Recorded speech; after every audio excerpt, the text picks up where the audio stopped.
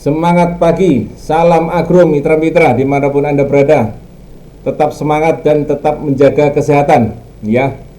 Kali ini temanya adalah penyakit dan hama pada tanaman nilam ya, pada tanaman nilam. Karena pada beberapa daerah nilam ini menjadi trending ataupun banyak yang menanam tanaman nilam karena banyak yang memerlukan minyaknya ya. Ya, di episode yang lalu kita sudah membahas tentang bagaimana budidayanya. Nah, kali ini kita hanya khusus untuk membahas tentang hama dan penyakitnya. Ya. Nah, baik, kita mulai teman-teman dan sahabat-sahabat semua.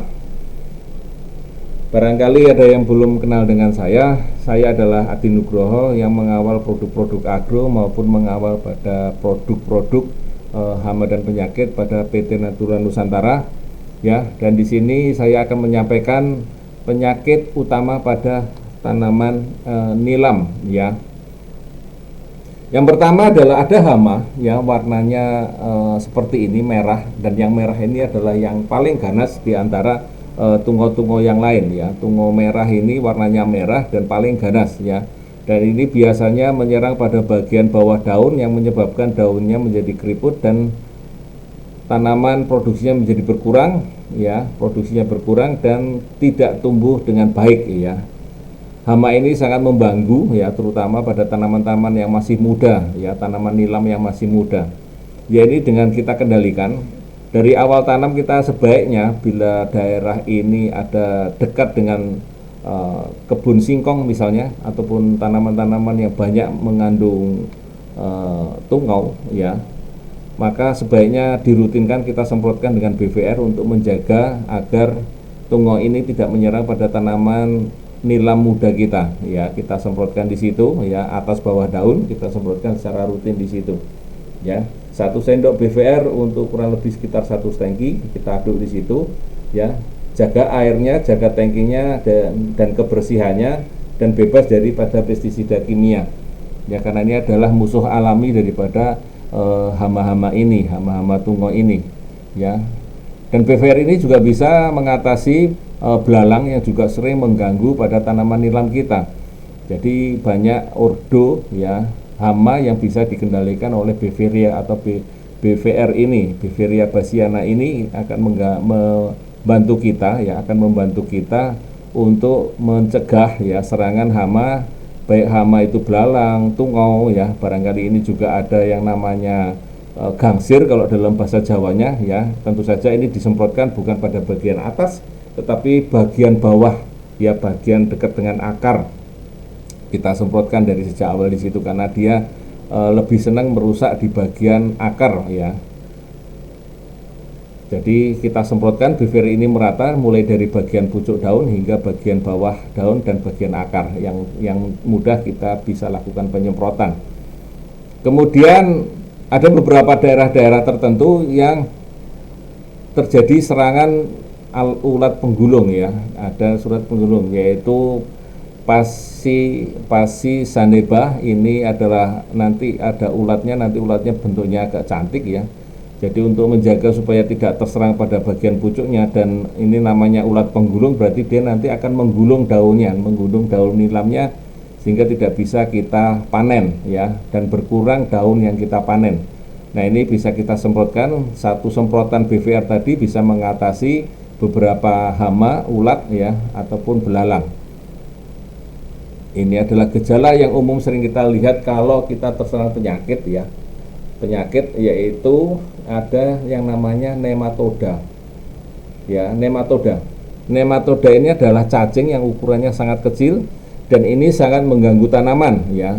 Biasanya sering kita jumpai juga pada tanaman-tanaman yang berada di bawah pisang, karena kita tahu yang tanaman pisang ini bagian bawahnya tidak pernah kering, artinya selalu ada air. Nah, disitulah nematoda atau cacing tanah ini yang suka ya tinggal di situ. Nah, ini adalah bentuk cacing tanah yang bentuknya transparan ya, dan ini ukurannya sangat pendek, tidak nampak ya. Ini melalui mikroskop ya, melalui mikroskop di situ, dan dia nanti akan masuk ke bagian akar. Nah, seperti pada gambar ini dia masuk ke bagian akar, dia menyerap sari-sari makanan di situ ya, dan kemudian nanti bagian yang diserap atau bagian yang dimasuki oleh nematoda tadi itu menjadi semacam kayak benjolan.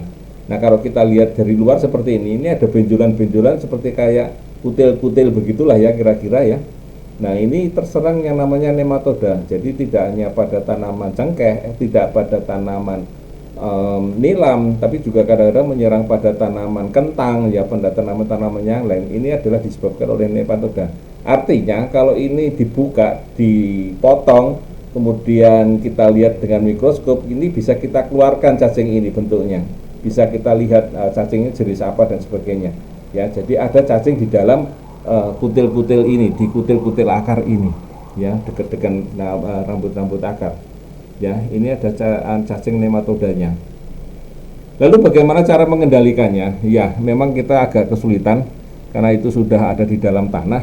Namun salah satu pengendalian yang paling sederhana adalah kita biasanya pada tanaman nilam ini, sebelum kita menanam nilam, ada baiknya kita cegah nilam ini dari serangan nematoda, yaitu dengan memberikan kapur pertanian ataupun dolomit, ya. Kapur pertanian ataupun dolomit, ya. Dosisnya berapa? Kurang lebih sekitar 300 kilo per hektarnya, ya. 300 kilo per hektarnya kita berikan, kita taburkan, ya. Untuk pada bagian-bagian titik tanam kemudian kita agak tambahkan, ya. Kemudian setelah kita taburkan kurang lebih seminggu, nah baru tanaman nilam yang akan kita tanam kita masukkan. Untuk menjaga spot-spot yang daerah-daerah nematoda, misalnya berdekatan dengan tanaman pisang, berdekatan dengan tanaman yang lain yang bawahnya adalah sering basah, maka tidak ada salahnya kita menanam dua jenis tanaman ini untuk tanaman menjaga, ya, menjaga serangan nematoda, yaitu kenikir ataupun tagetes. Ini sangat membantu untuk serangan nematoda menjadi berkurang karena dia nanti akan terbantu dengan zat yang dikeluarkan oleh akar daripada kenikir maupun tagetes, ya. Kemudian penyakit yang sangat-sangat menjadi penyakit utama pada tanaman nilam dan petani-petani nilam ini paling takut, yaitu penyakit kusta atau penyakit budok, ya. Penyakit kusta atau penyakit budok itu mirip kayak kutil, ya, tetapi dia menyerang pada bagian batang, menyerang pada bagian pucuk daun, ya, bahkan jaringan tanaman, ya, pada jaringan tanaman. Yang namanya kusta berarti ada bagian-bagian yang agak menonjol pada bagian ranting-rantingnya, ya, seperti itu. Ini penyakit yang paling ditakuti dan ini cepat menular. Nah, penularannya seperti apa? Kalau kita lihat pola penyerangannya, bila mana ada tanaman nilam yang sehat, ya, pada kondisi-kondisi tanah yang basah, maka bertemu dengan tanaman yang terinfeksi atau sumber yang sudah terinfeksi, misalnya bekas daun, bekas akar, ya, maka tanaman nilam yang sehat nanti akan terinfeksi oleh sumber-sumber yang sudah terserang dan ada inokulum daripada penyakit budok ini. Jadi tanaman yang sehat tadi nanti akan menjadi sakit, dan setelah sakit nanti berputar dia menjadi tanaman yang akan menularkan, ya, akan menularkan ke tanaman yang lain, ya. Ini bisa dimulai dari awal, misalnya dari pembibitan, kemudian tanaman baru ditanam, ya.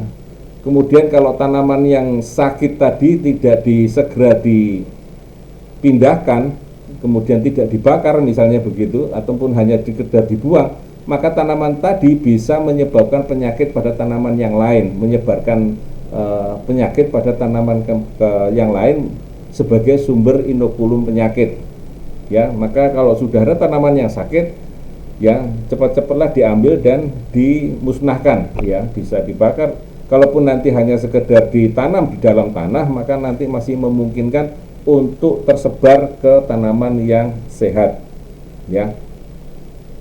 Nah, penyakit budok ini disebabkan oleh jamur, ya, Syncytium, ya. Jamur ini adalah jamur yang bisa menularkan melalui tanah karena memang termasuk jenis patogen tular tanah, ya. Dan Syncytium ini bersifat obligat parasit, artinya dia hanya bisa hidup pada jaringan tanaman yang masih hidup, ya. Tapi kalau pada tanaman yang sudah mati, dia nanti akan membentuk spora tahan. begitu nanti ketemu dengan jaringan yang masih hidup, maka dia nanti akan berkembang lagi, ya, menjadi parasit lagi, dan begitu seterusnya. Maka pada saat dia masih ada sumber inokulumnya, yaitu bekas batang, daun, akar yang sakit, maka segera dibersihkan, segera dijauhkan dari tanaman-tanaman yang masih sehat, karena nanti akan bisa jamur ini akan berkembang kepada jaringan ataupun tanaman yang masih sehat, ya. Nah, seperti itu. Lalu bagaimana untuk pencegahannya, ya? Untuk pencegahannya nanti bisa kita gunakan dengan menggunakan musuh alaminya, ya. Namun sebelum itu saya sampaikan terlebih dahulu, ya, pada tanaman nilam, ya, pada kutil-kutil daun ini sporanya ada di dalam bagian tangkai daun, ada bagian batang daun, ada bagian ya di dalam kutil, ya. Jadi seperti kayak nematoda tadi. Nematoda tadi ada di bagian akarnya, sementara jamur ini ada di dalam kutilnya, ya. Jadi kalau kutil di bagian akar ada nematoda, kalau kutil di bagian daun atau tangkainya ataupun mungkin batangnya, maka ada jamurnya. Maka berhati-hatilah di situ, ya. Kutil ini akibat adanya ukuran yang membesar ataupun itu hipertrofi atau pertambahan sel hiperplasia, dan ini akibat reaksi yang dikeluarkan oleh jamur tadi atau Seisynthrium tadi selama infeksi. Jadi ada jamurnya di dalam kutil-kutil tadi, ya, teman-teman semua, mitra-mitra agro semua. Dan ini kalau kita pegang pada di situ, kemudian kita pegang pada tanaman yang sehat, nilam yang sehat, maka kemungkinan nilam yang sehat tadi bisa tertular oleh kutil yang kita tadi pegang kepada tanaman yang sehat, ya. Jadi berhati-hati, kita kalau bisa menjaga, ya, seperti halnya sekarang ini corona ini, kita menjaga jaga jangan terlalu pegang pada tanaman-tanaman kutil-kutil yang nanti akan membantu menyebarkan budok ini tersebar menjadi tambah luas, ya. Ya, berhati-hatilah di situ, karena ini jamurnya memang jalur spesifik sekali, ya. Pada saat dia tidak menemukan jaringan yang hidup, maka dia nanti akan membentuk spora, sementara pada jaringan yang hidup dia nanti akan segera hidup dan masuk kepada sel, kemudian nanti akan membentuk hiperplasia dan hipertrofi, ya. Nah, ini nanti akan di penyebab yang lain yaitu ada penyakit kuning ataupun daun merah, mirip seperti penyakit budok, ya, mirip seperti penyakit budok, hanya ini tidak ada kutil-kutilnya. Nah, ini adalah penyakit budok tadi, ya. Penyakit budok tadi ada beberapa yang bisa kita lakukan.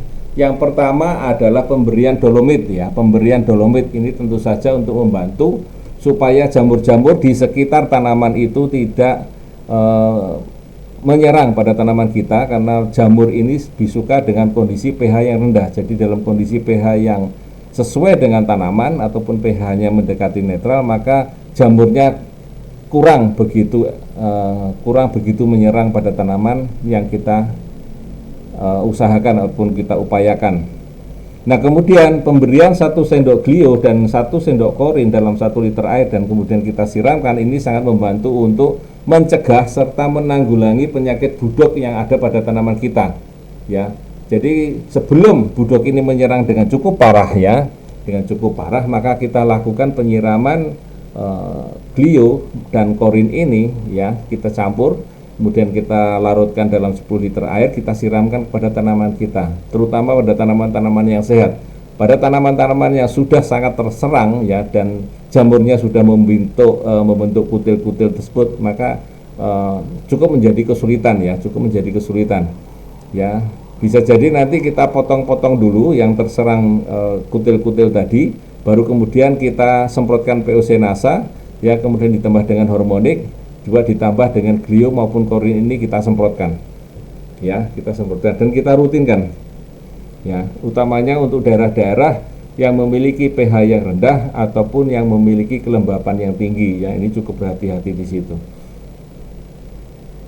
Nah, untuk membedakan ini disebabkan oleh jamur ataupun oleh bakteri, ya, maka kita bisa melakukan dengan cara yang seperti ini, ya, dengan cara seperti ini, yaitu kita masukkan sebagian tanaman yang sehat dan ada sebagian tanaman yang terserang oleh bakteri atau jamur.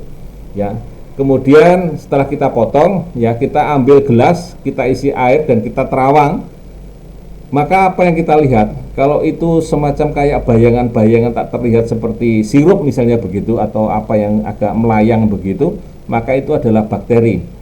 Tetapi kalau itu nanti setelah pelan-pelan kayak titik-titik salju ya jatuh dari atas atau rintik-rintik seperti itu, maka itu kemungkinan adalah jamur.